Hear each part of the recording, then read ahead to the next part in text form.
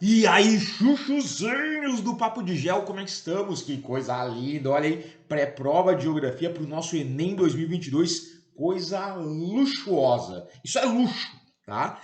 E aí, o seguinte, olha só, a gente vai trabalhar nesse momento aqui. Eu vou trazer para vocês alguns assuntos que mais aparecem em prova, como eles podem aparecer, tal. Claro, a gente não vai conseguir fazer uma revisão de todos os milhares de conteúdos da Geodelícia, mas alguma coisa a gente vai ver aqui de conteúdo importante, tá? Mas antes, olha aí, Enem tremendo, antes de mais nada, um vislumbre geral da prova do Enem 2022. Primeira coisa, tá? Lembra aqui, ó, prova do Enem 2022, como de praxe, o primeiro dia é formado pela prova de ciências humanas, certo? Linguagens, e aqui tu tá pensando também redação. Ou seja, tu não pode chegar na tua prova de um modo despreparado, chuchu. Tu tem que chegar na tua prova já com uma estratégia. Aqui lembra, estratégia de prova. Como assim estratégia de prova? Tu vai começar por onde? O que tu vai fazer? Tu vai pegar, começar primeiro fazendo o rascunho da... Abriu bem no meio da prova, tem ali a redação, já vai fazer o rascunho, vai para a parte de linguagens primeiro ou vai para a parte de ciências humanas? Né? Ah, eu gosto mais de ciências humanas. Ai, que lindinho! Então, beleza. Então, tu vai começar por ciências humanas. Aí depois, na hora da troca da prova, terminou ciências humanas, vai para linguagem, o que que tu faz? Dá uma lidinha na redação. Anota, rabisca, organiza, vai para linguagens. Lá no final, passa ali para a redação. Tem que ter uma estratégia. Se tu vai chegar na hora da prova, eu vou pensar isso na hora, vou ver, vou pelo feeling e saber na hora da prova, não te aconselho. Né? Vai pensando o que tu vai fazer primeiro, organiza, né, mentalmente as etapas da tua prova para chegar lá e botar em prática e vai ver que vai se dar muito melhor. Vai ser muito mais eficaz alguma coisa assim, tá? E aí, claro, né, tu tem que ter essa estratégia, em questão por causa do tempo, né, porque é uma prova cansativa, tu vai ter que fazer alguns intervalos, vai no banheiro, dá uma esticada, uma alongada, aqui ó, toma a tua aguinha, não com uma caneca dessas, né, óbvio, mas você vai levar uma água e tal, um lanchinho, faz pausas, isso é fundamental, né, porque é uma prova extensa, certo? E quando a gente está pensando na prova de ciências humanas, essa delicinha das ciências humanas, ela é composta por quem? Ela é composta por filosofia, sociologia, história e, claro, ela mesma. Ela mesma, a nossa geodelícia, ai que coraçãozinho fofo nela, a melhor matéria de todas, inclusive dentro das ciências humanas. Mas repara só, primeiro dia, tu tem filosofia, sociologia, história, geografia, linguagens, toda aquela camaçada de coisa que tem em linguagens e mais redação. Estratégia do grego, estratégia, né? É fundamental. Já diria o Capitão Nascimento. Bom, o fato é que a gente vai trabalhar nesse momento, especialmente a parte da geografia. E aí, antes da gente falar propriamente da geografia, mas entendendo a geografia como nem entende, a geografia como uma das ciências humanas e trabalhando as suas tecnologias, é fundamental tu lembrar o quê? O Enem ele aborda a parte de competências e habilidades, né? Enfim, não vou me alongar muito aqui. A ideia, né, é que as habilidades são colocadas em xeque a cada questão. Então, tu tem as questões do Enem, né? E elas vão trabalhar uma ou outra habilidade. Dessas habilidades, o que são essas habilidades propriamente ditas? É o Enem querendo saber se tu consegue ter algumas práticas para desenvolver ou entender alguns procedimentos, alguns fenômenos e tal. Então, por exemplo, assim, no que diz respeito à parte da geografia, dentro das ciências humanas, as habilidades mais cobradas em geografia são essas aqui, ó, tá? Tem outras e tal, mas as mais recorrentes em questões são essas. Por exemplo, a habilidade 30 diz o seguinte: avaliar as relações entre preservação e degradação da vida no planeta nas diferentes escalas. Ou seja, essa habilidade 30, ela está trabalhando exatamente com isso aqui, ó. Avaliar, é a ideia de avaliar. O Enem quer saber se tu consegue avaliar as relações entre preservação da natureza, degradação da natureza, como isso afeta a vida de diferentes sociedades e como isso impacta, né, como a nossa sociedade impacta o planeta, tanto na escala local quanto na escala global, por isso diferentes escalas. É uma habilidade muito recorrente.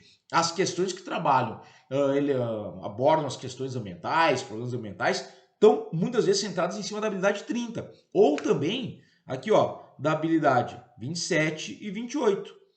27, analisar de maneira crítica as interações da sociedade com o meio físico. Como é que a gente mete a mão na natureza e acaba estragando algumas coisas aí? Tá? Então, como a ação antrópica interfere no ambiente? Ó, habilidade 28, olha só. Relacionar o uso das tecnologias com impactos socioambientais em diferentes contextos históricos e geográficos. Então, a ideia de trabalhar, por exemplo, aquecimento global vai estar sendo abordado em uma dessas habilidades. Olha outra habilidade bem recorrente. Habilidade 6. Interpretar diferentes representações gráficas e cartográficas. É aquelas questões que tu tem que ler o mapa, interpretar o mapa. O mapa é o texto que vai te ajudar a responder aquela questão. Né? Sabe que toda questão do Enem tem um texto ali de apoio, só que ocasionalmente é o quê? Pode ser um gráfico ou um elemento cartográfico, normalmente o mapa, e a partir daí tu vai ter que fazer, né, a interpretação. Então, é nessa lógica, é nessa pegada das habilidades que o Enem vai trabalhar. Claro, tem alguns assuntos que são mais recorrentes na prova do Enem. A gente sabe disso. E agora tu sabe também por quê. Os assuntos mais cobrados, tá? Nas provas de 2011 até nos últimos 10 anos de Enem, tá aqui, ó, o assunto mais cobrado, espaço rural. Então, se tu ainda vai fazer uma revisãozinha, revisãozinha escambau, uma revisãozinha nada, né? É revisão, bonita, linda. Tu vai trabalhar com espaço rural. Outro assunto que tu vai abordar na tua revisão são as questões ambientais, lembrando das habilidades. A ideia de avaliação das relações entre preservação e degradação, né? Relacionamento entre uso de tecnologia, impactos e por aí vai, certo? Identificar, perceber, ok? Então, espaço rural, questões ambientais. Um outro assunto que é bem recorrente que a gente está vendo aqui, ó, é a parte de geopolítica e globalização. Olha como esses caras, esses três assuntos principais aqui, os primeiros, eles aparecem de forma muito frequente. Espaço rural, de longe, é o assunto mais cobrado na prova do Enem, tá? Mas depois vem demografia, espaço urbano, espaço industrial, geografia econômica e por aí vai. Tem assuntos, né, que eu nem coloquei aqui porque eles aparecem esporadicamente. Mas a gente percebe que no momento próximo à prova do Enem, se tu vai fazer uma revisão, tu já sabe onde tu tem que frisar, onde tu tem que focar. Espaço rural, questões ambientais, geopolítica, globalização, demografia, espaço urbano são assuntos primordiais, que compõem boa parte do escopo das questões de geografia na prova do Enem. Tá bom? Vamos lá? Então seguimos aqui com o seguinte. O que a gente pode esperar dessa prova do Enem 2022, certo? Como é que ela vai ser? Muito se fala, né? A prova de 2020, prova de 2020, prova de 2021 já tiveram uma pitadinha de diferença em relação a provas mais antigas do Enem. A de 2022, ela tende a ser também algo próximo a isso. Se fala muito, né, da questão do banco de dados, do banco de questões do INEP, se tem questões novas ou não. Enfim, a gente meio que anda no escuro, muitas vezes, em relação à estrutura da prova, as questões que vão aparecer na prova do Enem. Só que em ciências humanas, o que a gente pode esperar? Questões mais técnicas, tá? Algumas podem ser mais técnicas, ou seja, cobrar uma questão um pouco puxando mais para um conteúdo raiz, assim. Não vão encontrar, vocês não vão encontrar menos questões de caráter crítico. A criticidade no Enem continua, isso se manteve. Então tu vai encontrar questões lá que podem trabalhar problemas ambientais, problemas sociais, pode abordar reforma agrária, tá? Então não te surpreende. Não, a gente mantém, o Enem manteve nos últimos anos esse caráter de análise crítica da realidade. E, ó, mais conteúdos e menos interpretação? Não. A parte de interpretação ela ainda é fundamental. Não que só a interpretação do texto vai me dar a resposta, não é isso. Mas aquelas questões que tu tem sempre, o texto de apoio, o gráfico, a imagem, a charge, não sei. E a partir daquilo, Tu interpretou aquele texto, aquele material de apoio e a partir daí tu consegue responder a questão, tá? Ele vai te dar os caminhos para tu responder a questão. Óbvio, tu tem que ter uma parte, né? Um arcabouço cognitivo bem formado, bem preparado para conseguir resolver. Ah, tem gente que diz assim, é só chegar na hora da prova do Enem e interpretar o texto que eu vou resolver. Olha aqui, ó. Não é essa barbadinha aí. Não é. Lamento te dizer, tá? Bom, em situações problema, tá? Normalmente o Enem exige o quê? Uma análise relacionada às causas dessa situação problema, as consequências ou as soluções. Um desses 3 pontos. Essa aqui é a nossa dica Golden Magic, chuchu. Tem lá uma situação problema, normalmente o Enem vai abordar isso aqui, ó. Ou ele vai pegar as causas, vai te cobrar quais as causas, os motivos para aquela situação problema estar acontecendo. Ou quais as consequências daquilo ali. Quais os efeitos em escala nacional, local, para a sociedade, para o meio ambiente, não sei, depende do que ela está trabalhando, né? E pode cobrar também a parte das soluções, as medidas de intervenção, como é que tu resolveria, ou como o governo, ou como a sociedade pode resolver, ou atenuar, ou mitigar um problema desses, certo? Então, atenção aí, certo? Ocasionalmente, tu tem questões do Enem, são mais raras, mas até parece, que tu tem o texto de apoio e tal ali, né? E ela te cobra a identificação do fenômeno. Aí tem lá um texto falando sobre aumento da temperatura em regiões centrais muito verticalizadas, né? De áreas urbanas, os prédios dificultam a circulação do ar, blá blá blá blá blá blá blá blá blá. E aí a pergunta é: o fenômeno descrito no texto se refere a. E aí vem inversão térmica, ilha de calor, aquecimento global, laninha, não sei, né? Pô, tu pegou o texto, não te pediu nem causa, nem consequência, nem solução, mas é para tu identificar aquilo ali. Identificar é uma habilidade que o Enem cobra. Tu consegue identificar o fenômeno a partir de um texto, a partir de uma imagem e tal? Beleza, tá? Então, essa é a pegada geral que eu quero que vocês entendam que a prova do Enem traz, especialmente em ciências humanas e, sobretudo, obviamente, em geografia. Ok? Bom, vamos lá. Aí a gente vai começar a entrar agora em alguns assuntos que são bem frequentes na prova do Enem, que aparecem em várias questões, em praticamente toda a prova, todo ano tem questões, mais de uma normalmente, sobre esses assuntos aqui. E a gente começa com quem? Utilização dos solos. Sim, a tal da pedogênese, a formação dos solos, a importância e a degradação dos solos. Vamos lá, olha só. Problemas ambientais relativos ao uso dos solos. A má utilização, a utilização de forma inconsequente, despreparada, alguma coisa assim. Te liga, Chuchu, olha só, o Enem gosta de relacionar degradação dos solos com a questão da vegetação. Fato, pato, isso é fato. Desmatamento de uma área vai levar a uma série de impactos, a uma série de consequências. Entre elas, entra a questão da erosão. E aí tu tem problemas relacionados aos solos, certo? Vamos pegar um exemplo aqui, tá? Bem de boas, olha só. Tem uma situação, né? Imagina, isso aqui é apresentado na forma de um texto, de uma charge, de um desenho que nem esse.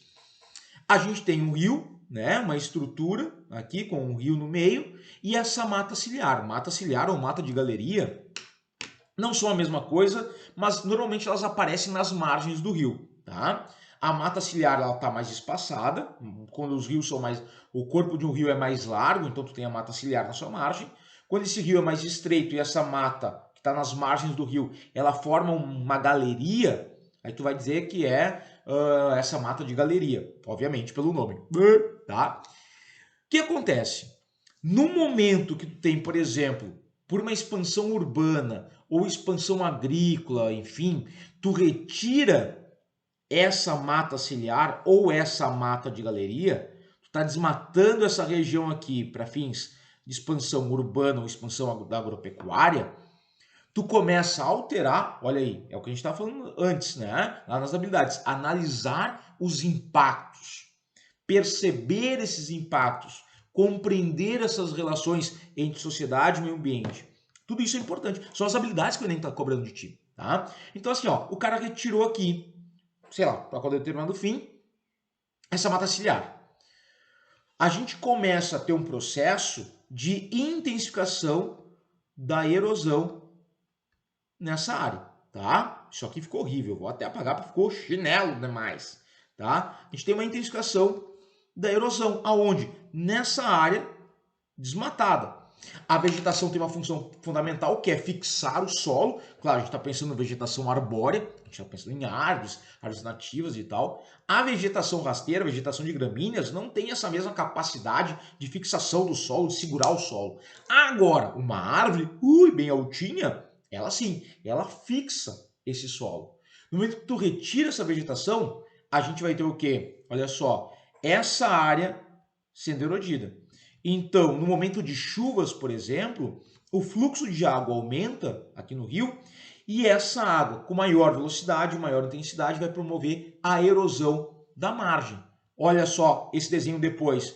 A área onde houve a manutenção, a preservação da mata ciliar, ou se fosse o caso de uma mata de galeria, ele está intacto ou mais preservado. Em contrapartida, onde eu retirei a mata ciliar, houve erosão e os sedimentos foram jogados aonde? Dentro do rio. Eu tenho um acúmulo de sedimentos aqui.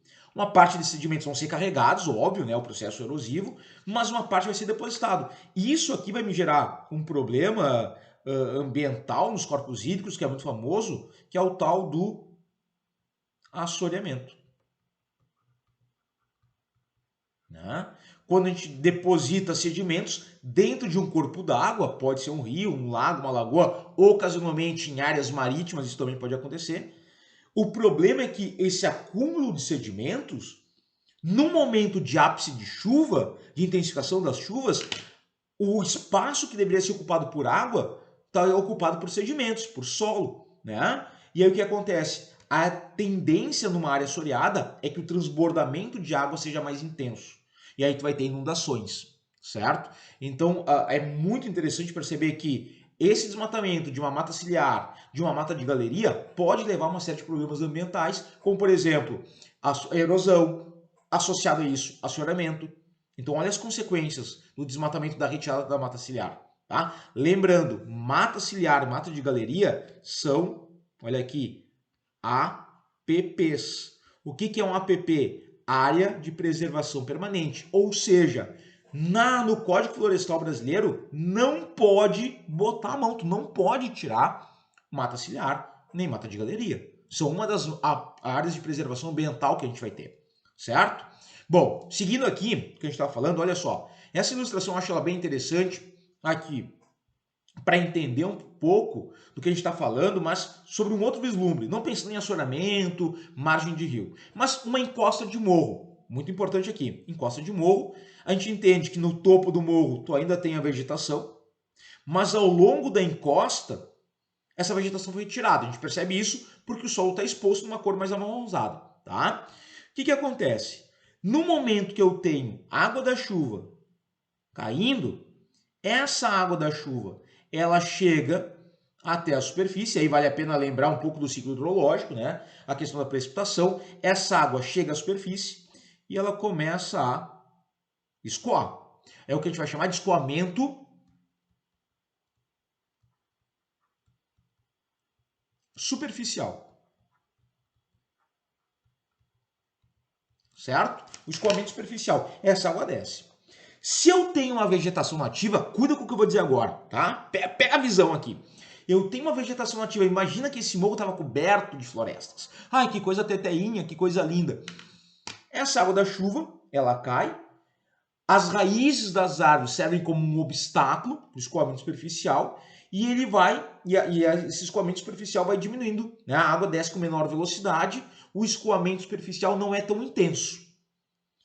Ocorre uma grande infiltração da água no solo, né? Porque a água está demorando mais, ela tem menor velocidade de escoamento, então ela vai infiltrando, percolando, show de bola.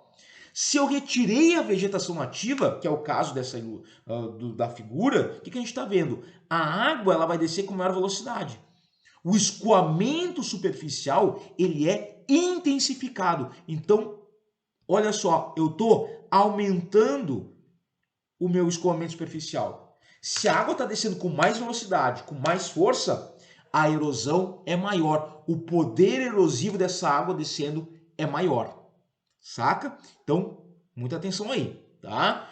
Bom, aí, olha só, eu trouxe aqui uma imagem só para mostrar para vocês, na realidade, o que é o tal do assoreamento. Deixa eu marcar aqui que eu tinha apagado ali. Fica mais visível, tá? Então, olha só, eu tenho o assoreamento, olha aqui o que é o assoreamento que a gente falou, né? O acúmulo de sedimentos até chegando na parte superficial, emergindo nesse rio. E eu quero que vocês reparem, olha aqui nas margens, dá uma olhadinha, Chuchu, com bastante atenção, na margem desse rio aqui, ó. Olha aqui do lado. Tá vendo alguma árvore? Ah, lá no fundo, mas bem na margem, cadê a mata ciliar? Cadê a mata ciliar? Não tem mata. Não tem mata ciliar, Chuchuzinho, não tem. Aí qual é que é o lance? Bom, aí a erosão acontece. A água no auge das chuvas está rolando aqui, ó, tá descendo aqui, né? E o que está acontecendo? Está promovendo erosão nessa lateral e nessa lateral aqui, ó. E os sedimentos são jogados para dentro do rio, certo? Bom, agora, pensando na lógica do que a gente estava falando agora há pouco, né, desse aumento do escoamento superficial e, consequentemente, aumento da erosão, eu posso ter a formação, por exemplo, deixa eu mudar a cor da caneta aqui, eu posso ter a formação de sulcos, ravinas, vossorocas. Qual é a diferença? É praticamente essa água escoando superficialmente. Numa área desmatada isso se intensifica, menos água infiltra, mais água escoa, a erosão é intensificada. Então vamos pensar aqui, ó, eu tenho um processo de erosão intenso, tá? A erosão é mais intensa. Essa água que está descendo aqui, ó, ela pega os sedimentos e carrega esses sedimentos adiante. À medida que essa água está descendo, está carregando os sedimentos, beleza? Só que qual é o problema? No começo, ela vai formar o quê? Um caminho. Dá uma olhadinha na minha mão. A água desceu aqui, ó, e ela formou um sulco. Poucos centímetros de profundidade. Formou outro sulco aqui, ela foi tirando sedimentos, carregando sedimentos, formou um sulco, outro sulco, beleza. Pouco profundo. Só que esse processo a longo prazo vai fazendo o quê? Ela vai formando uma série, vai juntando esses sucos, eles vão ficando mais profundos, eles vão se juntando e vão formar o quê? Uma área mais profunda, um processo de abertura de sedimentos que vai ser mais profundo. É o que a gente vai chamar de uma ravina, né? Até chegar ao ponto de um processo onde esses sedimentos são retirados e a gente chega ao nível da água e a gente vai chamar isso de uma vossoroca. É quase uma evolução. Então tu começa como um sulco, um pouco profundo, se intensifica, vai para uma ravina mais profunda, metros de vez em quando de profundidade. Se chegou no nível da água, tu já tem o quê? Uma vossoroca. Dá uma olhadinha nessa imagem aqui. E de novo, Chuchu, olha aqui. Repara. Olha quantas árvores eu tenho nessa imagem da vossoroca, nessa região. Não tem?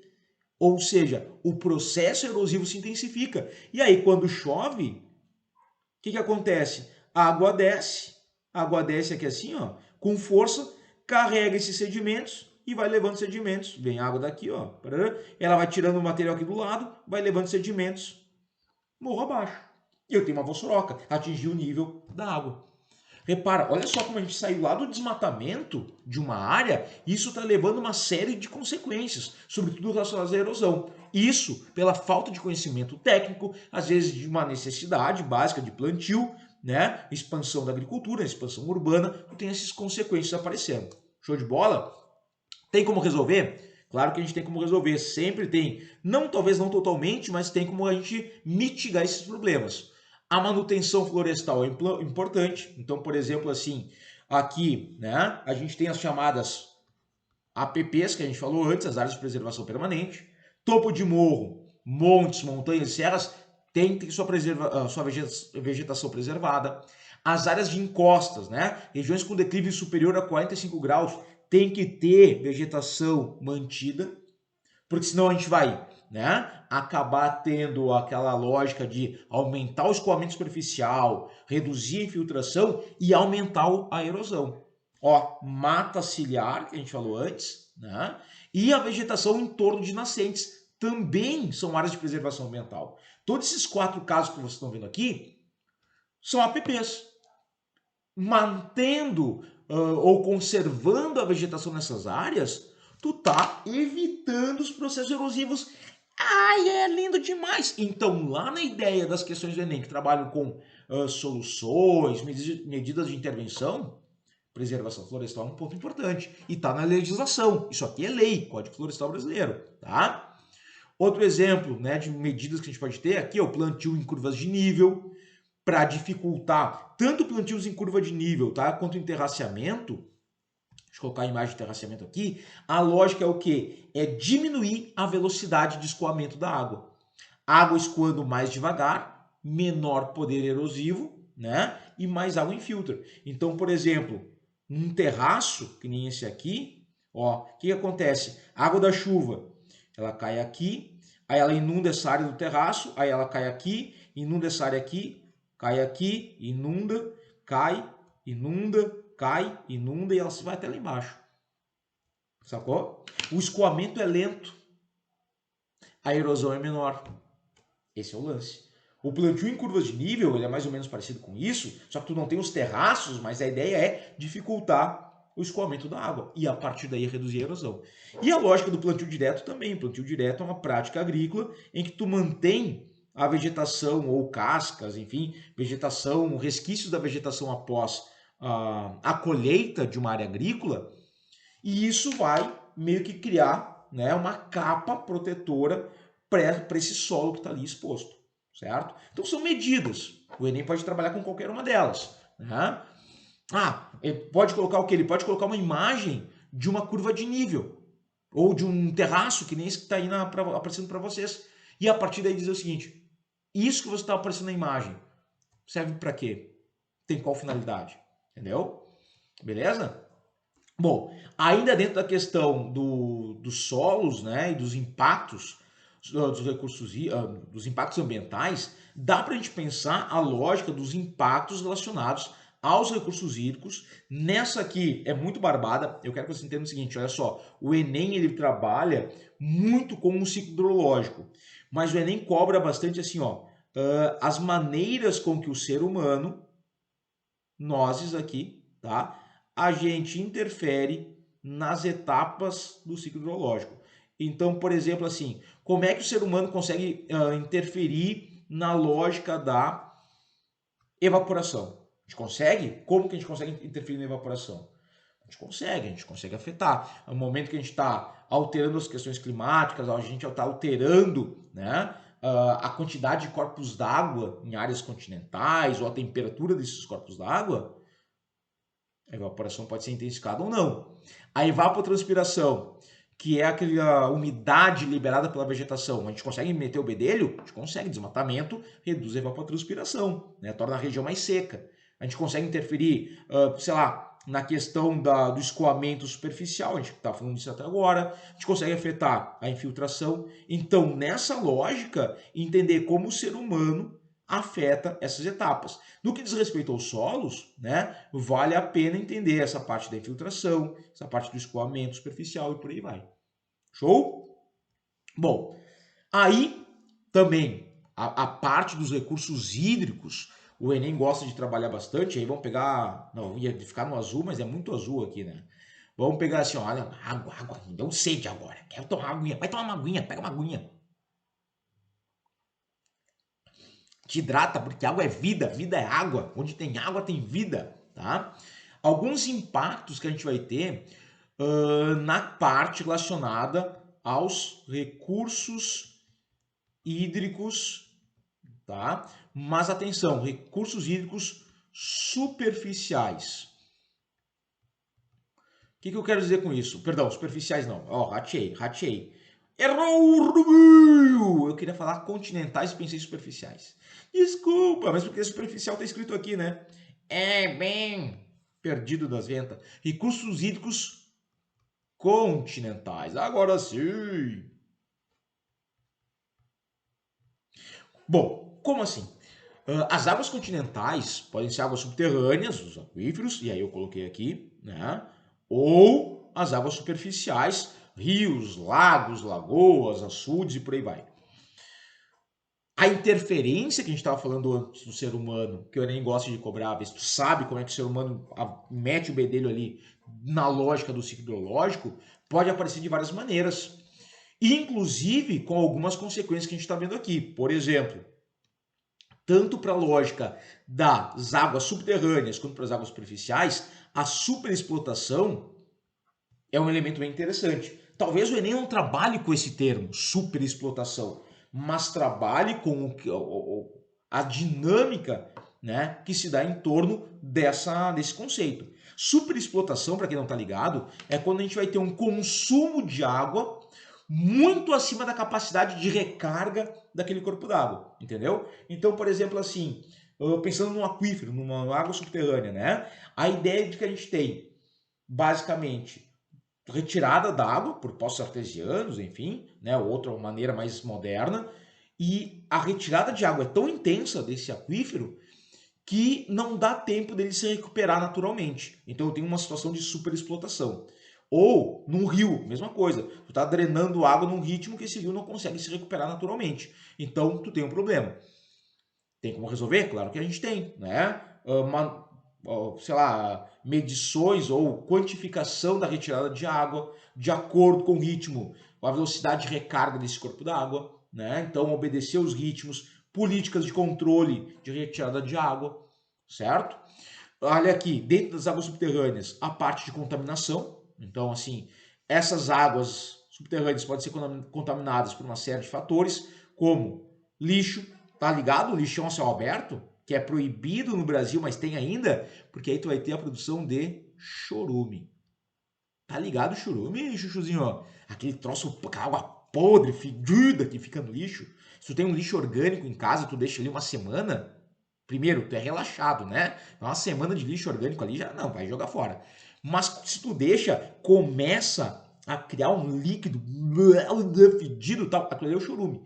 Num lixão a céu aberto, que tu não tem o controle da produção de chorume, esse chorume ele vai sendo criado pela decomposição da matéria orgânica e ele vai aqui, ó, infiltrando no solo, contamina o solo. E se embaixo desse lixão tiver um aquífero, já era, contamina também o aquífero, tá?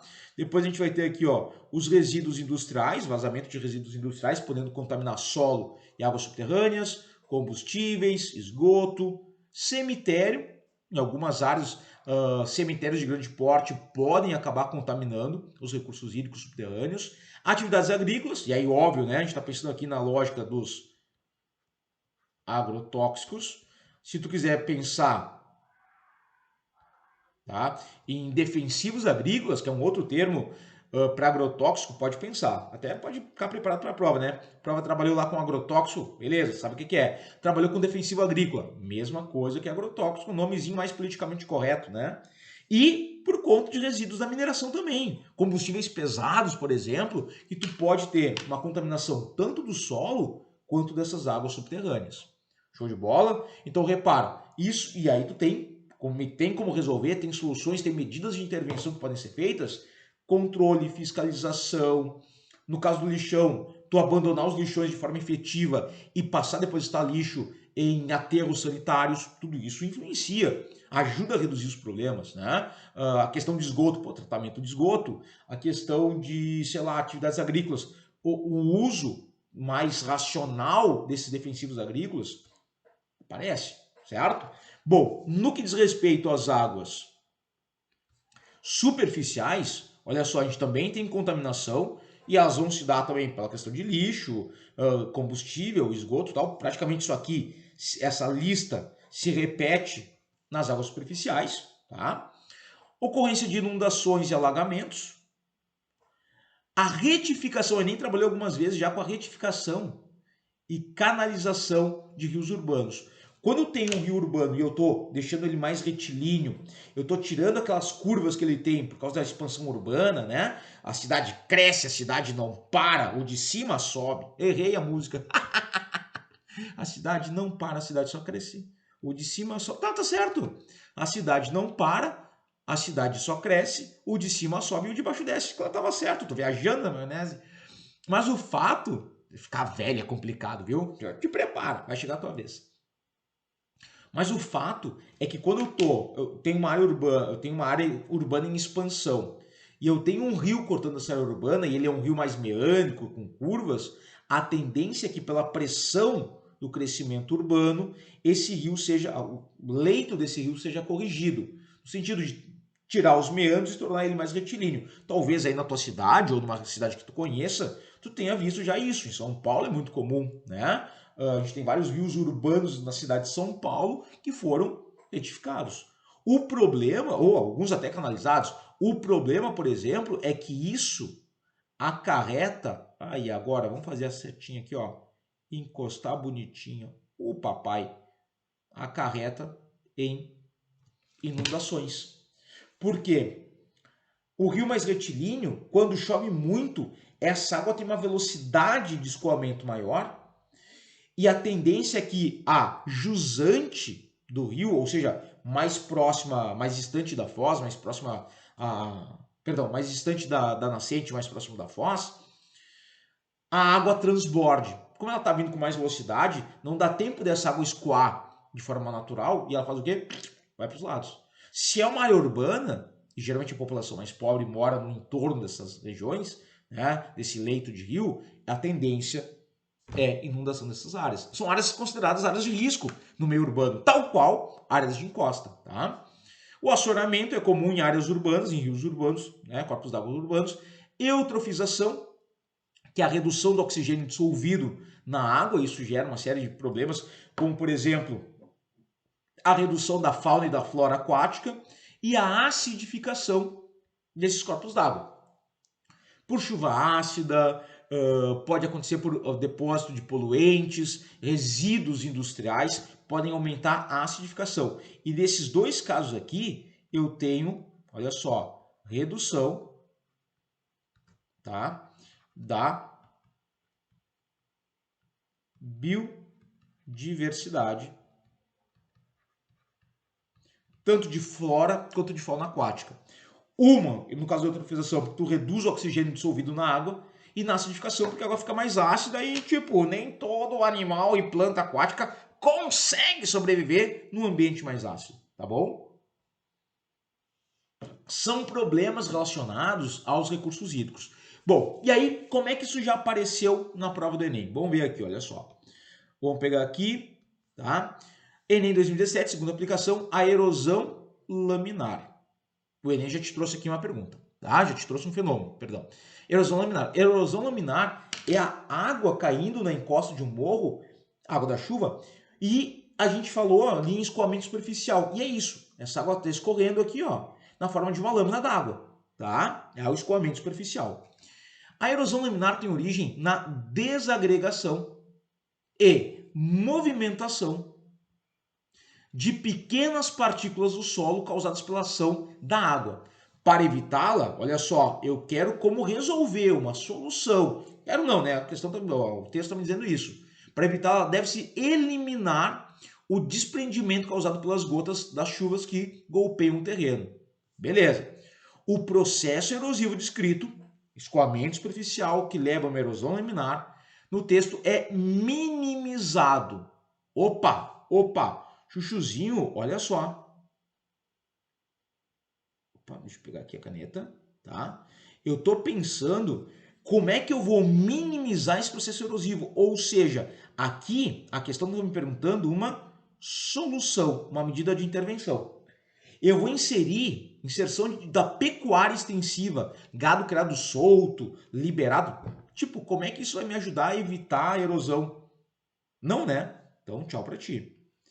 B, manutenção da cobertura vegetal. Opa, manutenção da cobertura vegetal. Se é uma vegetação arbórea, essa manutenção ali é interessante.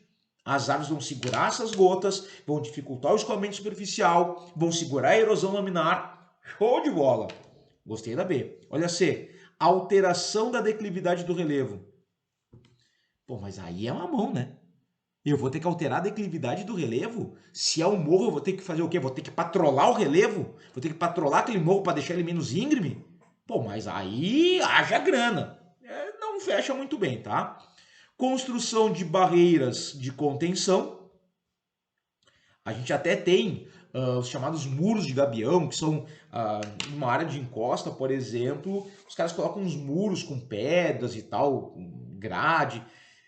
Ele até dá uma seguradinha, mas não é algo que resolve. A erosão ela continua, tá? O processo erosivo no morro continua. O muro é colocado embaixo. Cara, não dá certo, tá? Longo e médio prazo não rola. Instalação de medidores pluviométricos para medir o quanto de chuva tem.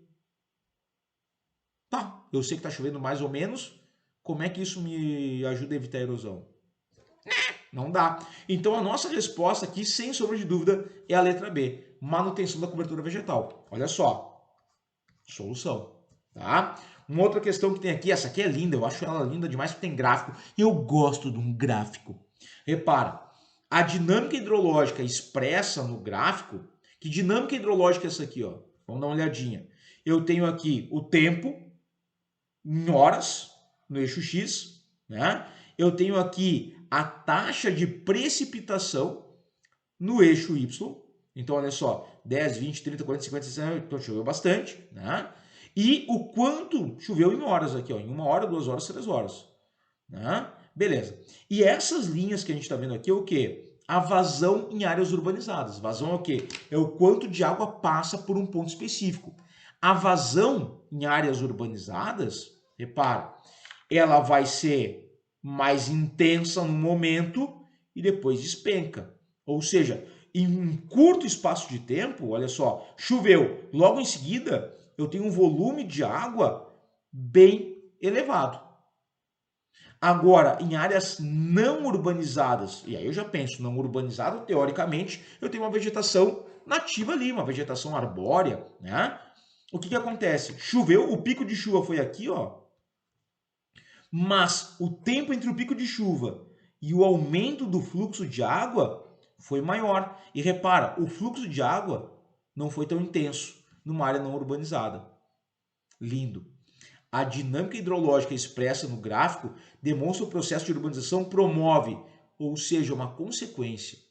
O processo de urbanização, nessa lógica, tem qual consequência? Chuchu, olha só, redução do volume dos rios.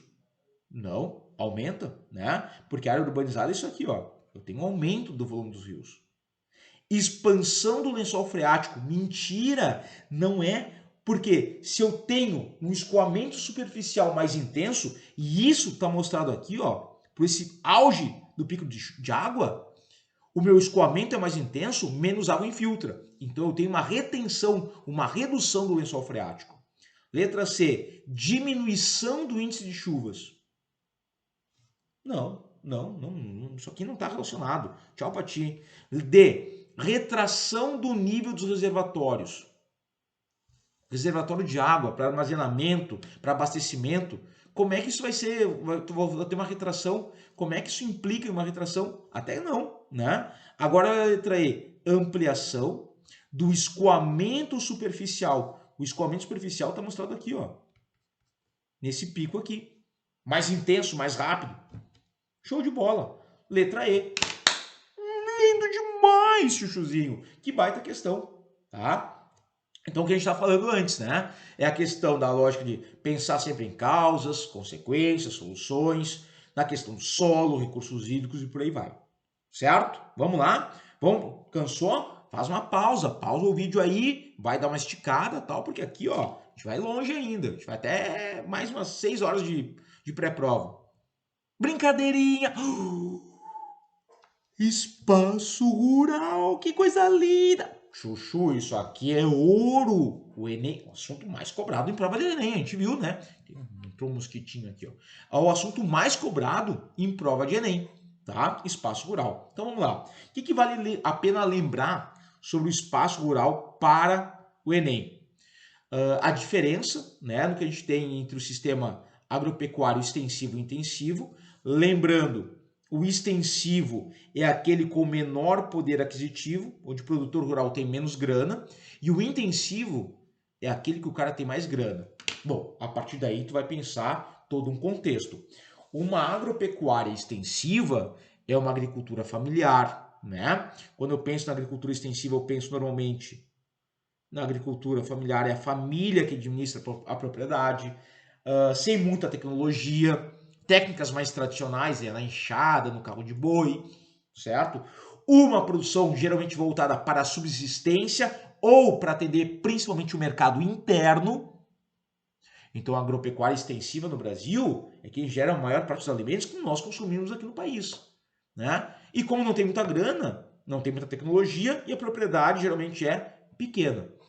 Já a agropecuária intensiva, ela tem um caráter mais patronal. Por que patronal? Porque tu tem mão de obra assalariada, tu contrata a tua mão de obra, certo? Isso é um sistema intensivo. O cara tem grana, ele vai aplicar em tecnologia, trator, colheitadeira, ceifadeira, pesticidas, herbicidas, adubos químicos, vai fazer o seguro da sua produção agrícola. O cara tem tecnologia, contrata mão de obra muitas vezes qualificada. E se ele tem dinheiro, a propriedade é maior. Grandes propriedades, latifúndios. Outra coisa, esse cara aqui, o intensivo, ele normalmente produz para atender o mercado externo, também abastece o mercado interno, mas principalmente para o mercado externo. É exportação. Exportação de soja no Brasil, exportação de carne bovina no Brasil, de carne, sei lá, exportação de café, né? É nessa lógica, tá? E nisso, se a gente tem essa dificuldade, essa diferença, né, entre o sistema extensivo e intensivo, a gente percebe que existem diferentes relações de poder no meio rural. Há uma desigualdade, e se há uma desigualdade, tu tem uma relação de poder. Alguém pode mais, alguém que pode menos. No caso, quem pode mais é o intensivo, quem pode menos é o produtor, né, familiar ou extensivo. Tá? Então, essa desigualdade ela é uma marca registrada no meio rural brasileiro.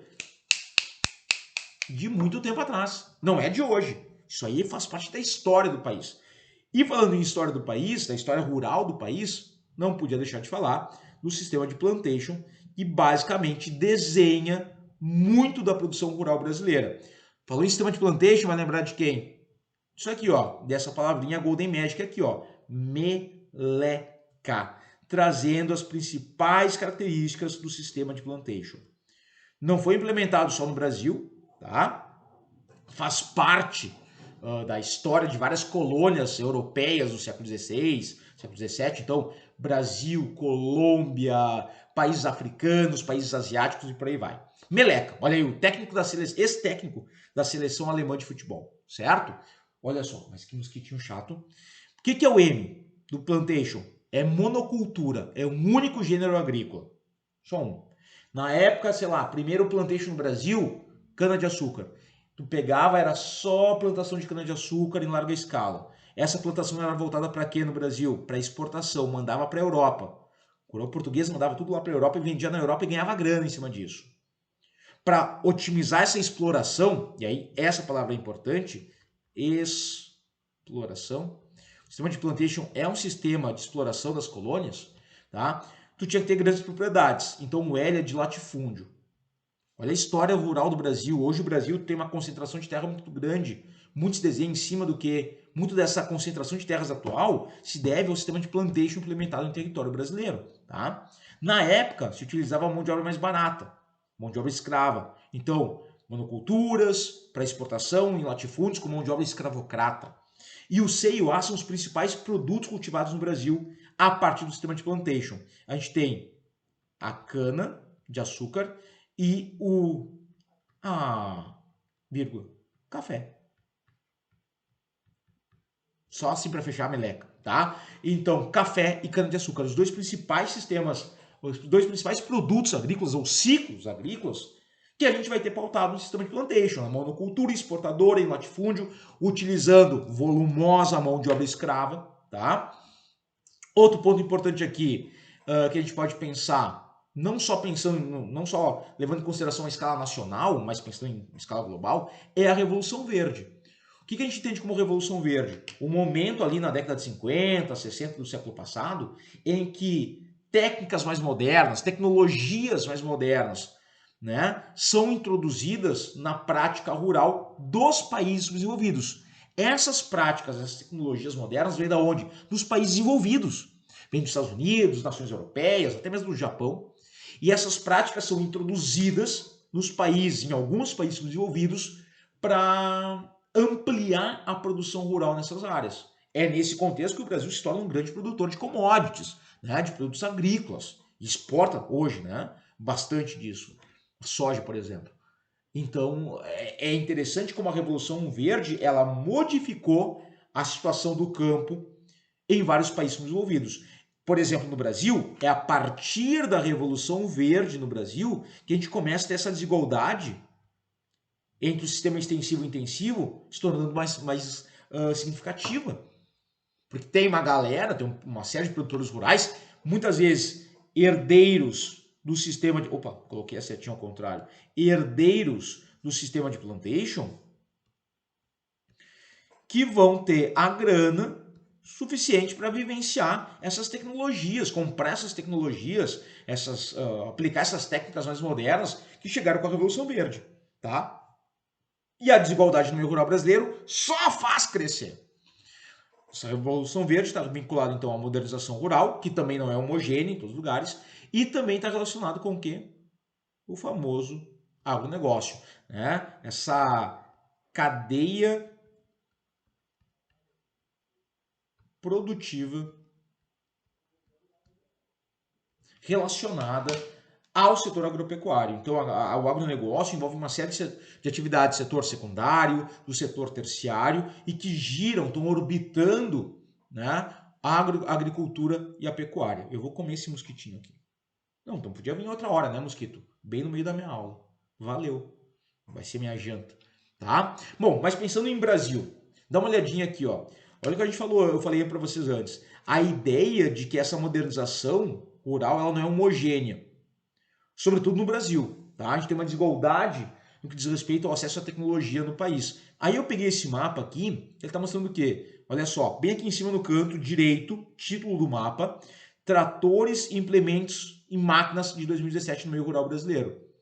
Repara, quanto mais verde escuro maior é o uso dessas tecnologias. Cara, isso aqui é caro. Chuchuzinho, ó, tu já comprou um trator na tua vida? Não. Então, não sabe, mas é uma fortuna. Uma colheitadeira e tal, é caro pra caramba.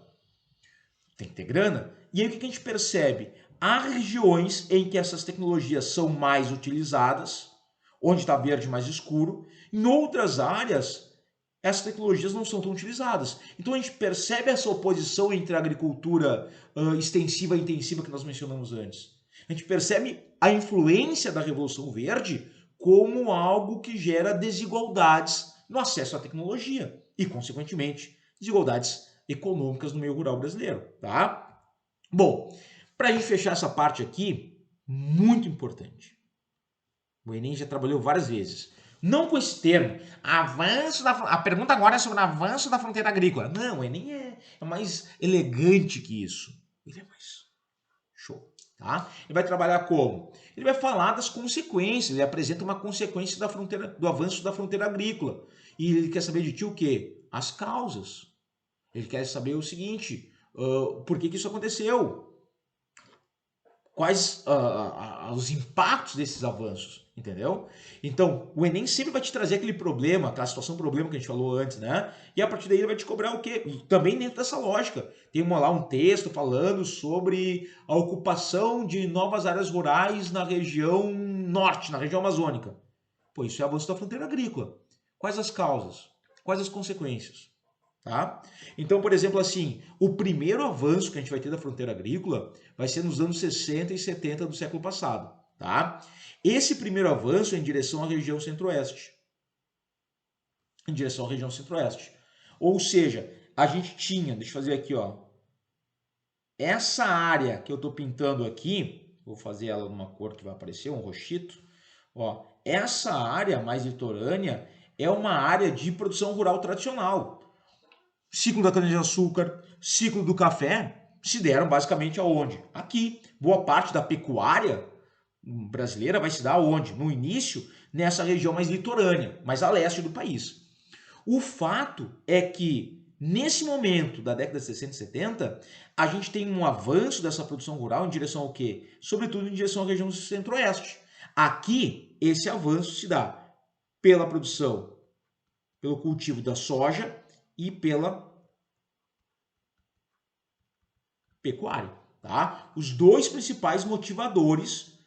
O mundo estava vendo um boom do consumo de commodities, o consumo de soja estava explodindo no mundo, e o Brasil aqui, ó, vamos socar em produção de soja. Só que a região litorânea já estava meio saturada. Avanço para o interior. Isso apoiado por políticas governamentais. A gente está pensando aí em ditadura militar. Tu tinha uma tendência do governo a tentar ocupar o interior do Brasil para consolidar seu controle.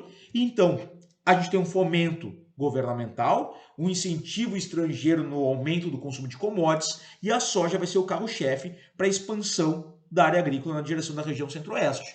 Hoje, o Mato Grosso, história do Mato Grosso aí, muito bem. Chuchu, o Mato Grosso hoje é o principal produtor de soja do Brasil. Produção pecuária na região centro-oeste bomba, tá? É lindo de ver, tá?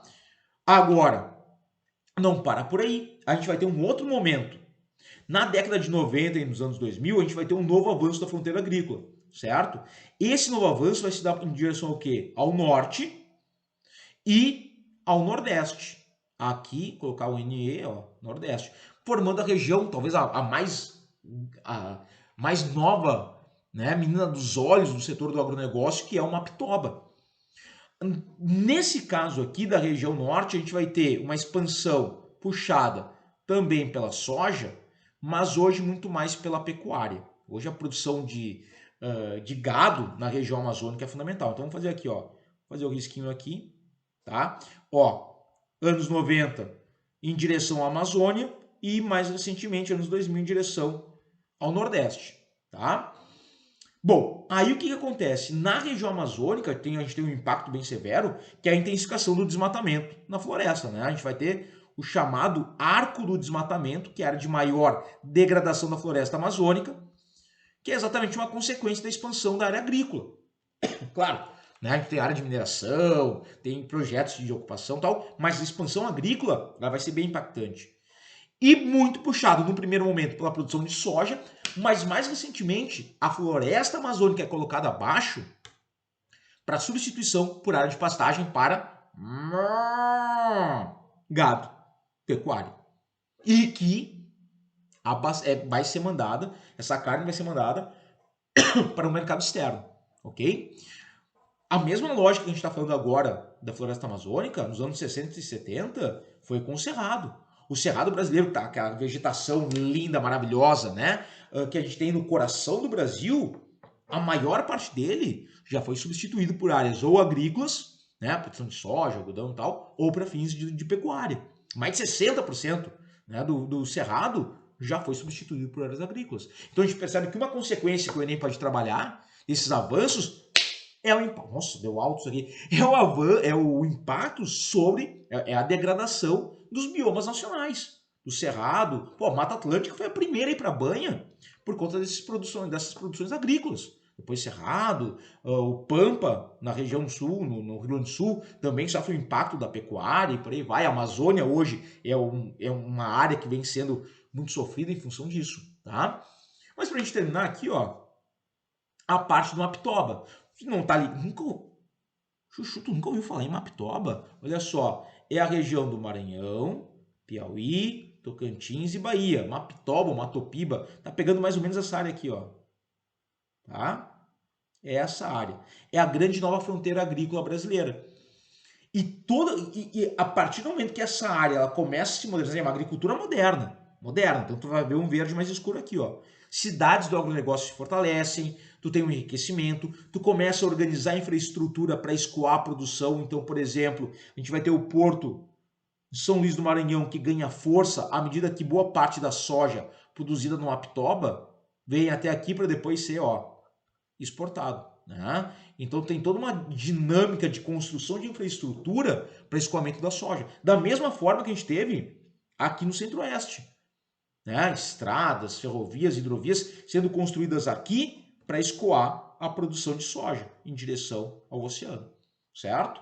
Beleza?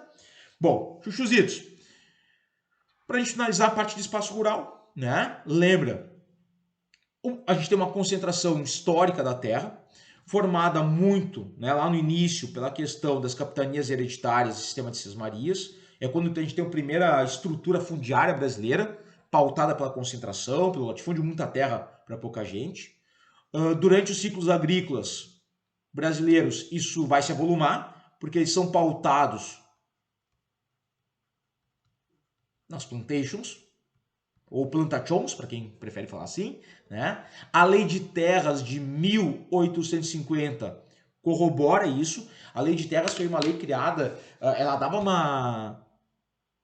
uma ideia de democratização do acesso à terra, porque agora qualquer um poderia comprar e vender terras e tal.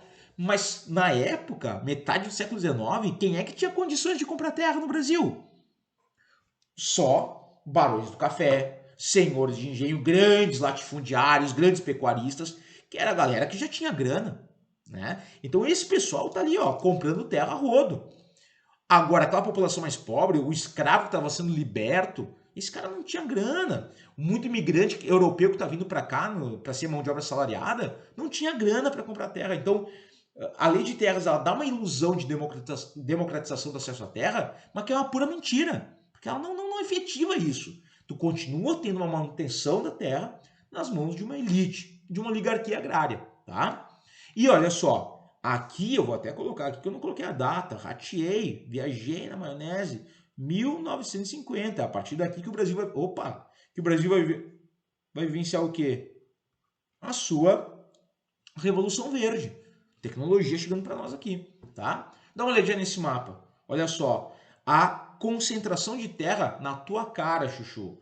Em vermelho, os imóveis que detêm 25% das maiores áreas privadas do Brasil. E em cinza, imóveis que detêm 25% das menores áreas privadas. Então repara como as novas áreas, né, fruto da expansão agrícola brasileira, na região centro-oeste, na região amazônica, aqui ó, na região do Mapitoba, predomina o quê? Grandes concentrações de terra. E aí os conflitos acontecem, né? Conflitos pela posse da terra vão aparecer. O Enem pode cobrar uma solução. Qual seria essa solução? A famigerada, odiada por alguns e tão sonhada por outros, reforma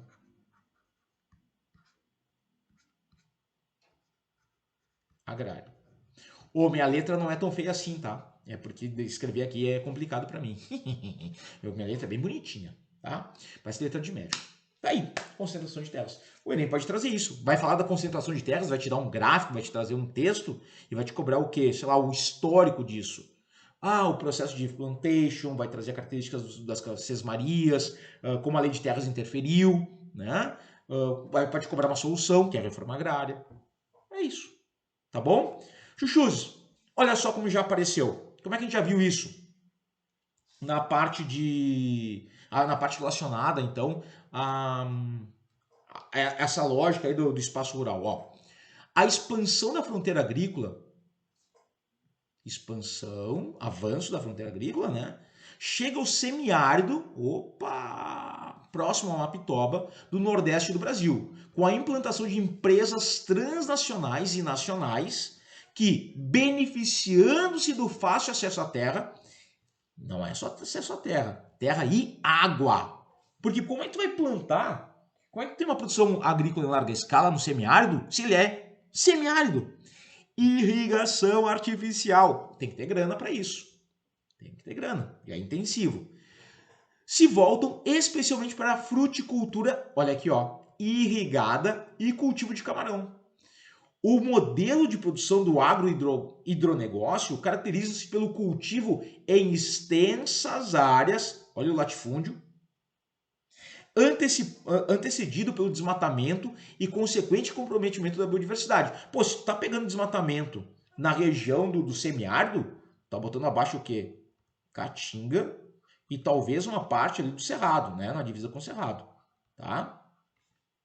As atividades econômicas citadas no texto representam uma inovação técnica que trouxe como consequência para a região o quê? A intensificação da participação do mercado global. Pô, chuchu, olha só. Essa produção aqui, em larga escala, tecnológica, vai ser para abastecer o mercado interno? Essa fruticultura vai ser para abastecer o mercado interno? Olha só, larga escala, produção intensiva, basicamente para exportação. Então, tu tem uma lógica, sim, né, de participação no mercado global. Fechou, letra A.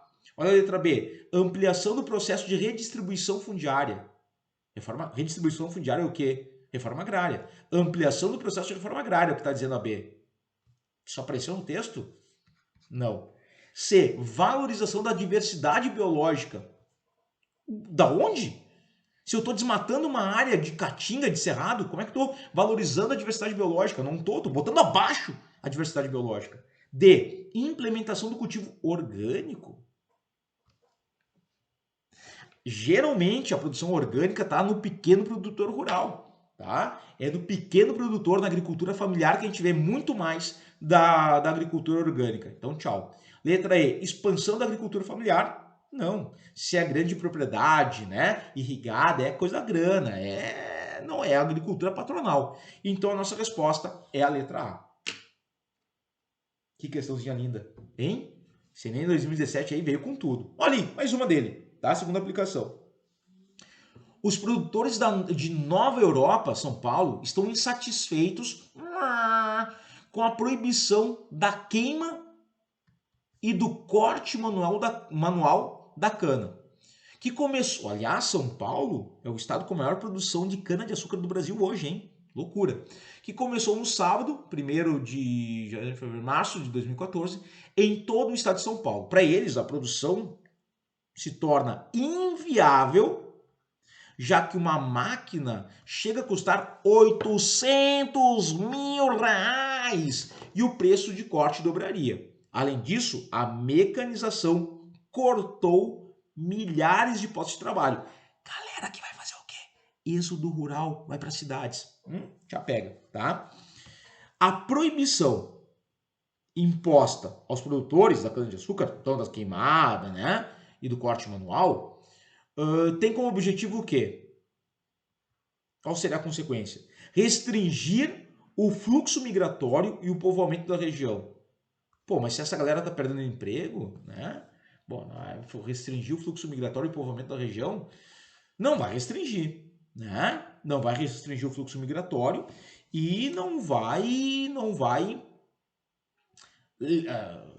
reduzir o povoamento da região, certo? Então essa aí já tá fora. Vamos colocar o xizinho aqui, ó. Letra B, aumentar a lucratividade dos canaviais.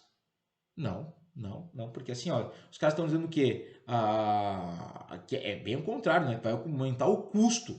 Tchau pra ti. Letra C, reduzir a emissão de poluentes, proibição da queima, e o agravamento de problemas ambientais. Se eu estou reduzindo a queima, tem lógica, né? Tem lógica.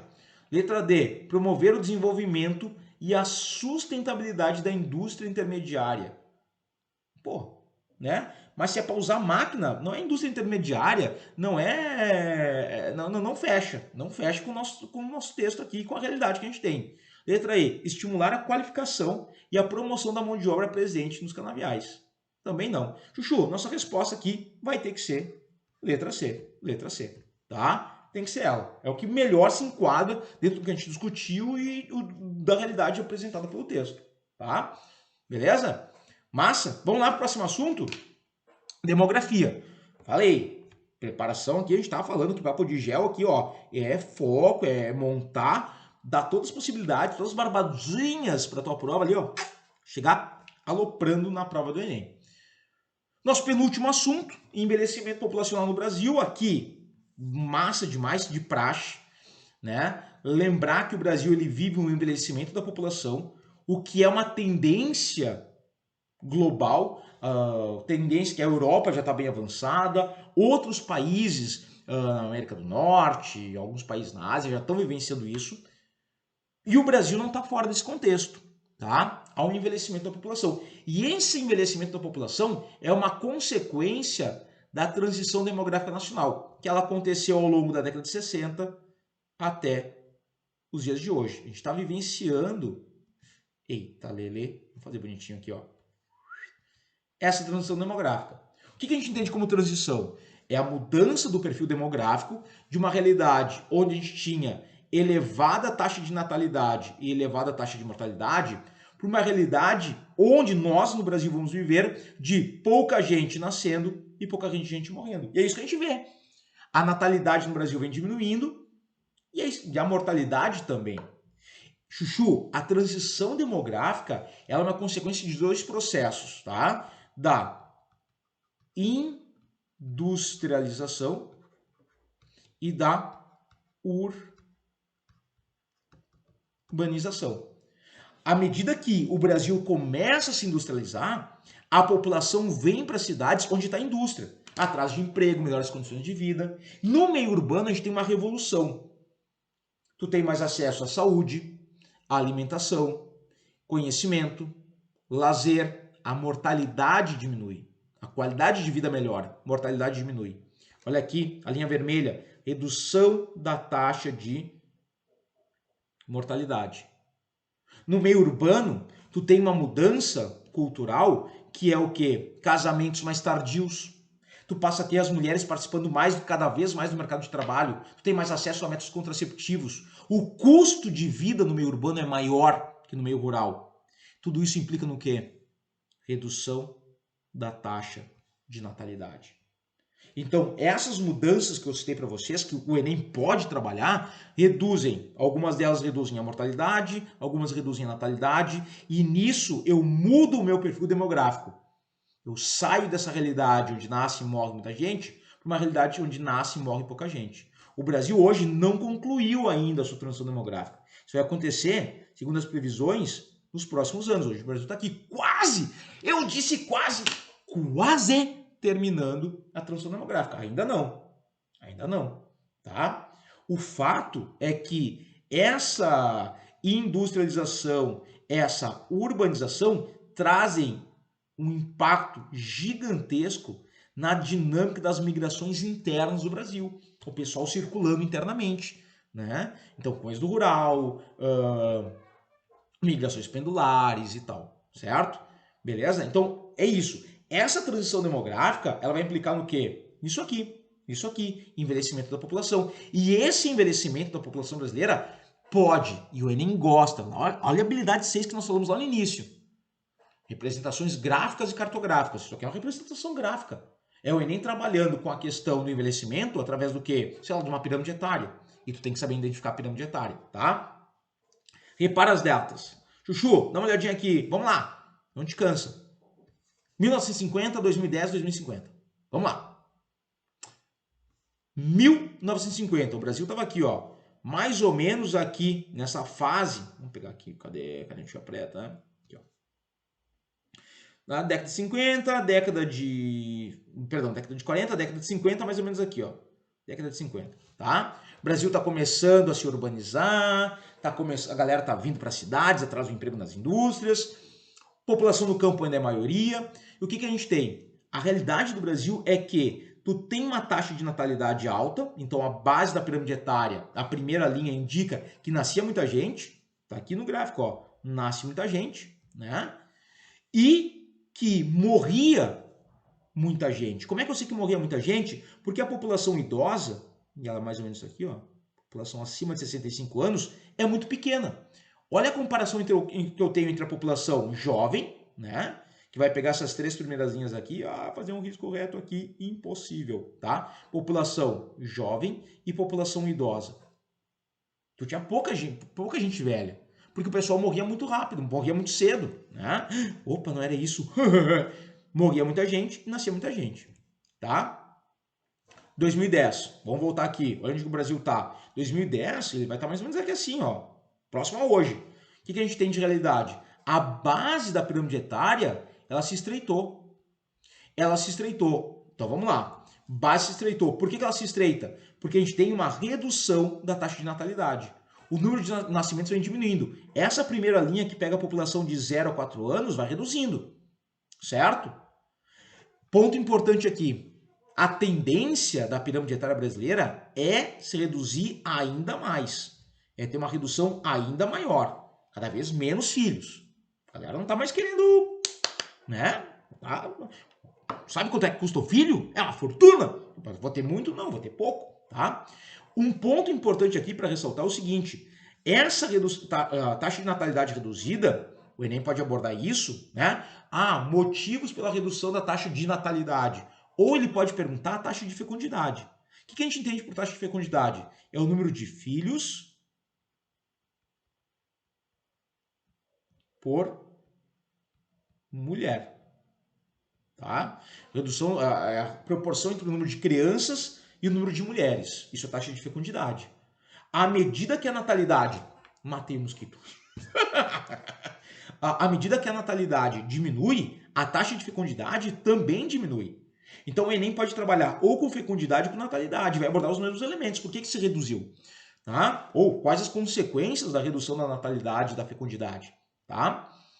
Ao mesmo tempo, o que eu quero que vocês reparem? Enquanto a natalidade está diminuindo, perceptível isso pela base da pirâmide etária, o que a gente está vendo? O topo da pirâmide ele está se alargando. Ó. Olha só a população, deixa eu pagar aqui, ó, uma população idosa aqui, população idosa, 64 anos ou mais é aqui, e na terceira tabela é aqui. Tá? Olha o topo que tu tinha aqui, olha o topo que tu tem em 2010, como tem bem mais idosos, bem mais alto aqui e é mais larga, e olha a pirâmide etária, o topo da pirâmide etária prevista para 2050. É uma população idosa. É bando de velho. Eu vou ser esse cara aqui, ó. Talvez com menos cabelo, mas esse aí vou ser eu. Por que a gente está percebendo isso? Porque houve, tá, uma redução gradual da mortalidade. A mortalidade no Brasil vem diminuindo. Atenção, se a mortalidade diminui, a expectativa de vida aumenta. Talvez, só talvez, a gente possa ter aí uma questão trabalhando com o impacto da pandemia. A pandemia deu um susto nisso aqui. A pandemia fez o quê? Fez a expectativa de vida cair. Não só no Brasil, em outros países também. Tá? Acho difícil. Mas interessante perceber. Tá? Enquanto a expectativa de vida, tá?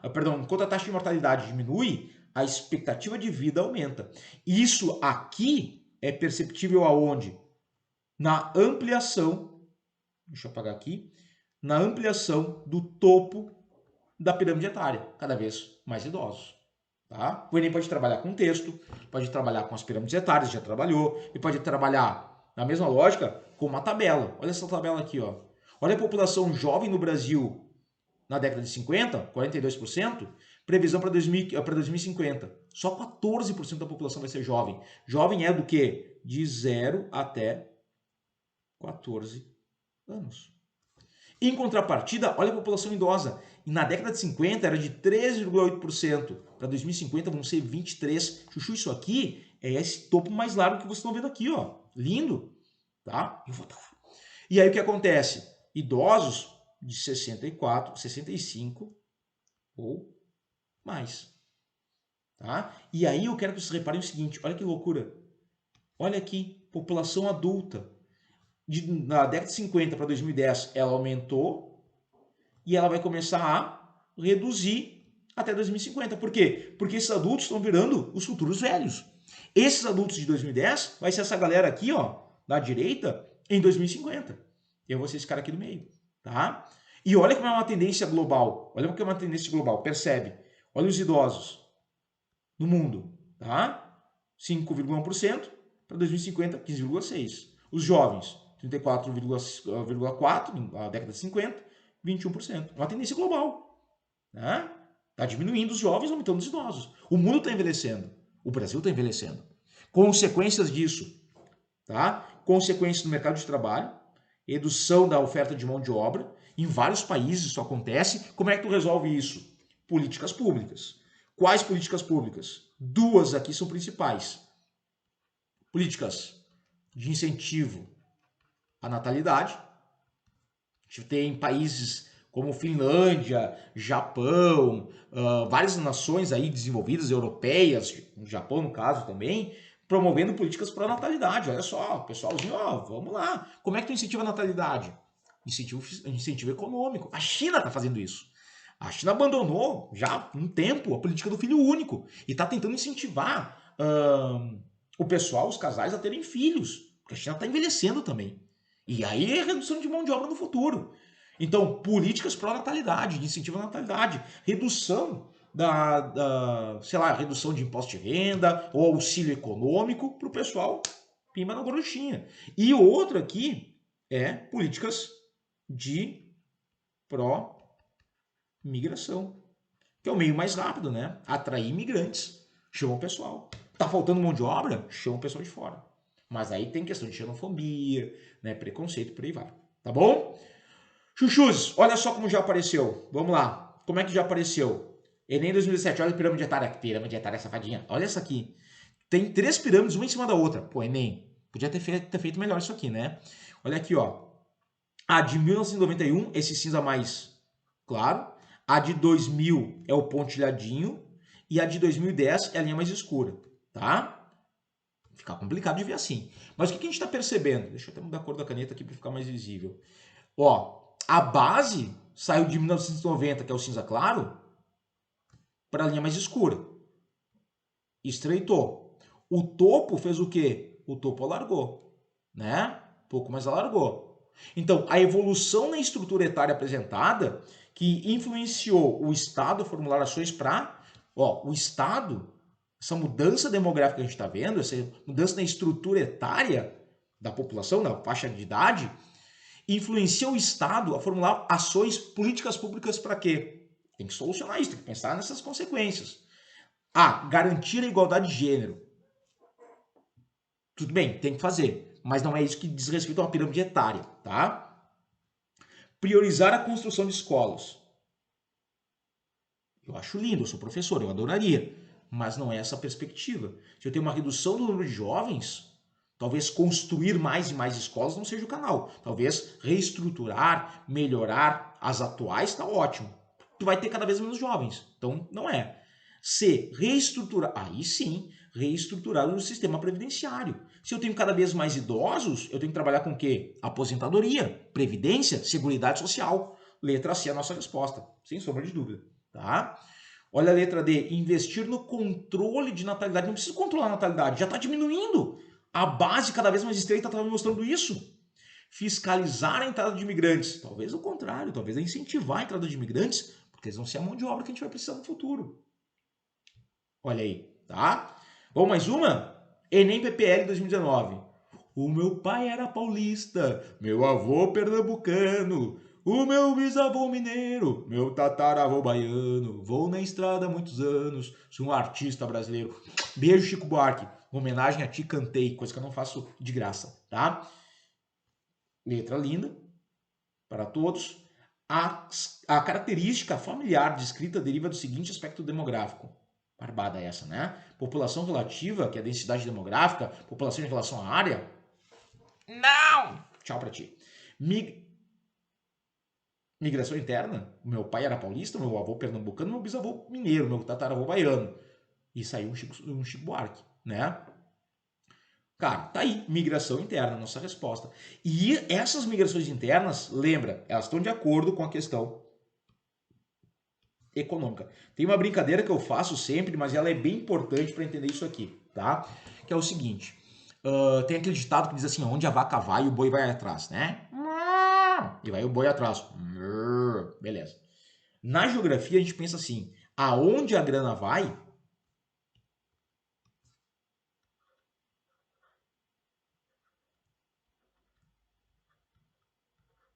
a população vai atrás.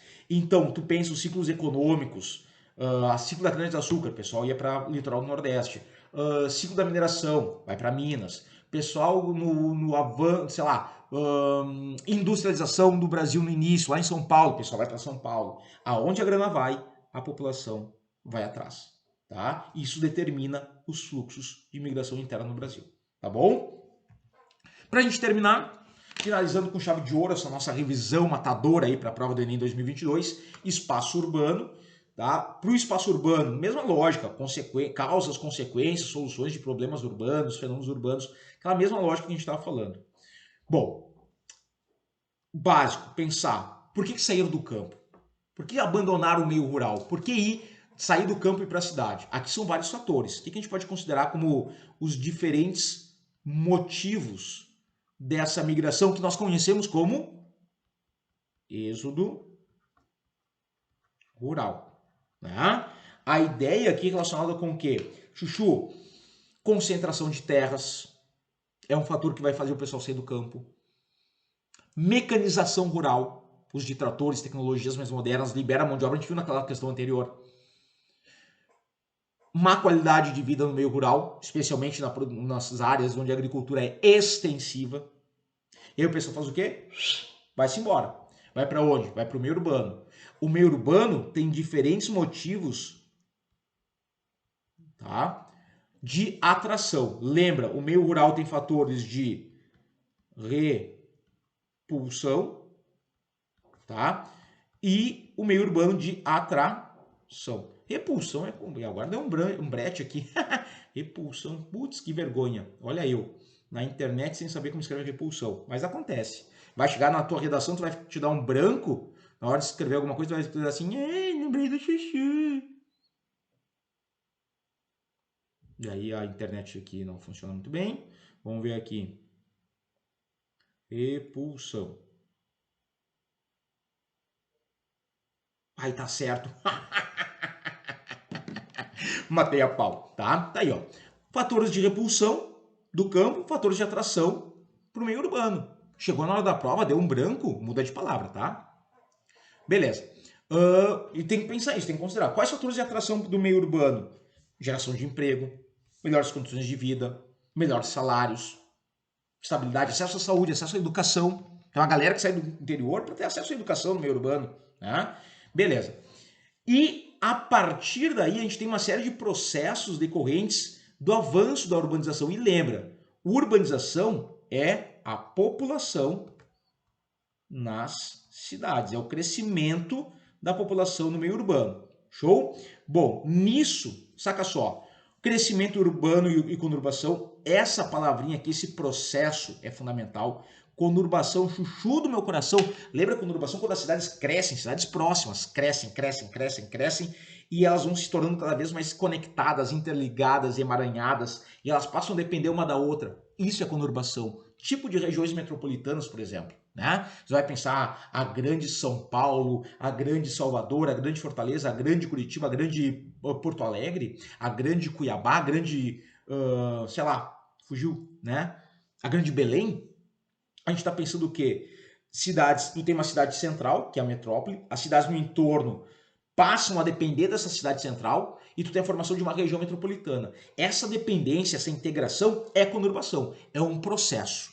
Ele decorre desse crescimento das cidades em função de uma procura maior por gente que está morando ali. Então, toda aquela estrutura, aquela rede urbana, ela vai se tornar mais complexa e integrada. Isso é conurbação, tá? Isso vai gerar a formação, né, das aglomerações urbanas metropolitanas ou não. No caso, a aglomeração urbana metropolitana são as regiões metropolitanas, tá? Então, quando eu falei assim, a Grande São Paulo, metropolitanas. Metropolitanas. É isso. É isso. Então, assim, a Grande São Paulo ali, as cidades vizinhas, o ABCD Paulista e tal, todas juntas ali, dependendo da cidade de São Paulo em si, tá? Verticalização, que é um processo decorrente, né, da urbanização. A cidade passa a crescer muitas vezes para cima, porque ela não tem mais como crescer horizontalmente, ela vai se verticalizar. Então, tu tem prédio. Isso vai levar às ilhas de calor, não esquece, tá? Intensificação da rede urbana, ela vai se tornar mais complexa. E essa intensificação da rede urbana é isso, é a conurbação se tornando mais importante, né? A conurbação fazendo com que essa rede urbana seja mais emaranhada. Aqui, eu quero que você lembre o seguinte, a rede urbana, ela vai ser mostrada através dos chamados fluxos, tá? Fluxos de pessoas entre as cidades conurbadas, fluxos de serviços, de produtos, de informação. E para que isso circule, tem que ter os chamados fixos. O que são os fixos? É a infraestrutura. São as estradas, as infovias. Para circulação de pessoas, mercadorias e informação, tu tem que ter estrada, rede de energia, rede de transmissão de comunicação, as coisas circularem. E aí tu cria uma rede urbana conectada. E aí, se essa conexão é tão intensa, cria essa interdependência entre as cidades, é conurbação, bebê, tá? E o inchaço urbano, né? O inchaço urbano, ele basicamente também pode ser chamado de macrocefalia urbana, que são os problemas urbanos que aparecem, né, por aí. A gente vai falar de alguns deles daqui a pouquinho. Mas antes de falar deles, eu quero ver o seguinte: migração pendular. Ah, que teteia! Olha só. Migração pendular que você pode fazer. Migração pendular, Chuchu, lembra? É uma migração tipicamente de áreas conurbadas. Aquela área conurbada, aquele cara que mora numa cidade e trabalha ou estuda em outra, ele faz esse movimento de área. Isso aqui, ó, é a cidade dormitório. Não apareceu. Vamos mudar, vamos no amarelinho. É a cidade dormitório e a cidade de trabalho, tá? E esse cara, todo dia ele vai trabalhar, volta para casa. No outro dia vai trabalhar, volta para casa. Esse vai e vem é migração pendular. Isso, essa migração pendular é um dos fluxos que a gente estava falando aqui, ó. Para esse cara ir e voltar de uma cidade para outra, o que, que tem que ter? Tem que ter o fixo, tem que ter a infraestrutura. O transporte público, a estrada, a parada de ônibus, não sei, né? O trem, o metrô, enfim, né? Mas esse vai e volta. Então, as migrações pendulares, elas retratam muito bem a complexidade de uma rede urbana. Retratam muito bem o processo de conurbação de uma área. Quanto maior a conurbação, maior é o fluxo migratório da migração pendular da população, tá? Falando em problemas urbanos que a gente mencionou antes, dá uma olhadinha aqui, ó, alguns problemas urbanos que a gente vai ter, como por exemplo, segregação socioespacial, que é o que vocês estão vendo de fundo aqui. O que é a segregação socioespacial? Né? Decorrente desse inchaço, desse crescimento rápido, desorganizado das cidades brasileiras. Segregação socioespacial é tu dividir no espaço urbano a população que tem maior poder aquisitivo da população que tem menor poder aquisitivo. Eu tenho duas realidades no meio urbano brasileiro. A cidade é um espaço de desigualdade. Eu tenho a galera que tem muita grana e eu tenho a galera que tem pouca grana. E aí eu tenho a chamada cidade formal, que é essa que vocês estão vendo ao fundo, com prédios, serviços urbanos, equipamentos urbanos bem infraestruturados, as condições. O cidadão que mora ali, ele tem acesso à cidade em si, plena, ou quase plena, né? Iluminação, água tratada, coleta de esgoto, coleta de lixo, sei lá, enfim. A galera que mora aqui, nessa parte mais inferior da figura, área de favela, ou numa aglomeração subnormal, essa galera vive na cidade informal. Os serviços e equipamentos urbanos não atendem às necessidades básicas da população quando são ofertados. Né? Então, de acordo com o poder econômico, tu separa a população no espaço urbano. Isso é segregação socioespacial. Tá? Um ponto importante que eu quero ver com vocês aqui é isso. Isso aqui é lindo. Gentrificação. Gentrificação. Que é o quê? É um processo que a gente vem percebendo cada vez mais no mundo e também no Brasil de releitura, de ressignificação do espaço urbano ou de parte do espaço urbano.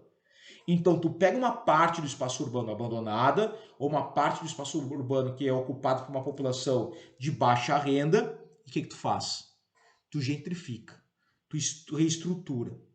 Então, por exemplo, vem aqui, essa galera aqui, ó, ela vai ser desocupada, tira esse pessoal dessa parte aqui da cidade, joga eles lá para uma outra área, lá na franja urbana, bem distante, e aqui tu faz o quê? Tu começa a reestruturar essa área com, sei lá, shopping center, né? Centros comerciais, não sei, clubes, tarará, tarará. Isso aqui, essa nova área, condomínios, essa nova área vai ser voltada para quem? Não para essa galera aqui, vai ser voltada para a população de alto poder aquisitivo. Eu gentrifiquei esse espaço. Eu dei um novo significado. Mas eu estou reforçando a segregação socioespacial. Porque esse novo espaço é voltado para quem? Para quem tem grana, não para quem não tem. Tá?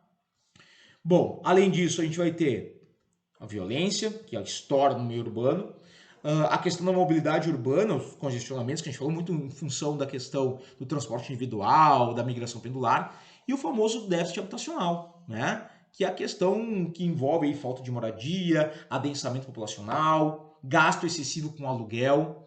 São problemas que a gente tem E dentre vários, né, problemas que a gente tem no espaço urbano brasileiro. O Enem pode trazer um problema desses, de pedir uma causa, ou pode trazer a causa para pedir uma consequência, né? E a consequência pode ser isso que vocês estão vendo. O Enem trabalhou bastante já com a parte de segregação socioespacial e de gentrificação. Identificar o que é o fenômeno de gentrificação ou de segregação, traz uma realidade, um texto, uma imagem, uma charge. E o que está sendo mostrado ali? É segregação socioespacial. É a segregação do espaço de acordo com o poder econômico. Ah, não, é uma gentrificação, é uma ressignificação do espaço urbano. Cuida. O Enem gosta de trabalhar com isso, tá? Chuchuzinhos, olha só como é que já apareceu. Enem 2017. A configuração do espaço urbano na região do entorno do Distrito Federal assemelha-se às demais aglomerações urbanas e regiões metropolitanas do país, com conurbação pegada, rede urbana complexa, onde é facilmente identificável a constituição de um centro dinâmico e desenvolvido, uma área central mais pungente, diversidade econômica, as coisas ocorrendo, onde se concentram as oportunidades de trabalho e os principais serviços, e a constituição de uma região periférica, no entorno desse centro, concentradora da população de baixa renda. Pô, tá dizendo que no espaço urbano, né, da região do entorno do DF, tem uma região central com uma galera mais rica, uma região mais periférica, uma região mais pobre, uma população mais pobre, com acesso restrito às principais atividades com capacidade de acumulação e produtividade, e aos serviços sociais e infraestrutura básica. Barbada. A organização interna do aglomerado urbano descrito é resultado da ocorrência do processo de quê? Polarização nacional, expansão vertical, prédio, desregulamentação comercial. O que é desregulamentação comercial? Eu tirar as regras de comércio, deixar o comércio ser. Não ter leis, não ter fiscalização, não ter normas. Olha D. Olha D. Segregação socioespacial. Que barbada! Fácil demais. Essa aqui, tu lê o texto, marcou a resposta, levanta, beija o fiscal na boca e vai fazer o resto da prova. Isso aqui é dada, letra D, segregação socioespacial. Uma parte com a população rica, uma parte da cidade com a população pobre. Segreguei, separei, tá? Olha essa aqui. A presença de uma corrente migratória, por si só, não explica a condição de vida dos imigrantes. Essa será somente a aparência de um fenômeno mais profundo, estruturado em relações socioeconômicas por vezes perversas, ou seja, né, tem uma desigualdade aparecendo. É o que podemos dizer dos indivíduos que são deslocados do campo para as cidades. Êxodo rural, papai! E obrigados a viver em condições de vida culturalmente diferentes das que vivenciam no lugar de origem. Na cidade é diferente do campo, né? O campo tem galinha, pato, marreco, córrego. O texto faz referência ao movimento migratório, êxodo rural, né? Esse movimento migratório aqui, famoso, nossa senhora, êxodo rural, certo? Que reflete o quê? É um reflexo do quê? Letra A. Processo de deslocamento de trabalhadores motivados pelo aumento da oferta de emprego no campo? Não. Se fosse aumento da oferta de emprego na cidade, ok. Mas no campo não, tu está reduzindo o emprego. B. Dinâmica experimentada por grande quantidade de pessoas que resultou no inchaço, no crescimento das grandes cidades. Porque essa galera ia atrás do emprego nas grandes cidades, estavam se industrializando. Perfeito, né?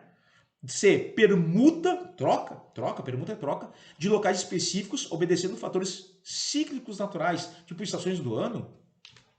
Quê? D. Circulação de pessoas diariamente em função do emprego. Pô, circulação de pessoas diariamente é migração pendular. Não é êxodo rural, não. Te liga, Enem. Tu acha que a gente vai cair nessa? Ninguém aqui é maluco. Cultura de localização itinerante no espaço. O que é localização itinerante? É o cara nômade. É o cara que tá indo, itinerante, ele tá circulando, né? Nossa resposta é a letra B. Pô, show de bola. Vamos lá? Pra gente finalizar? Olha essa aqui. Enem PPL 2018. O critério que rege a hierarquia urbana nacional. O que é fugiu o azinho aqui, ó. O critério que rege a hierarquia urbana, ela vai ser dada, hierarquia urbana ela vai ser dada de acordo com o grau de influência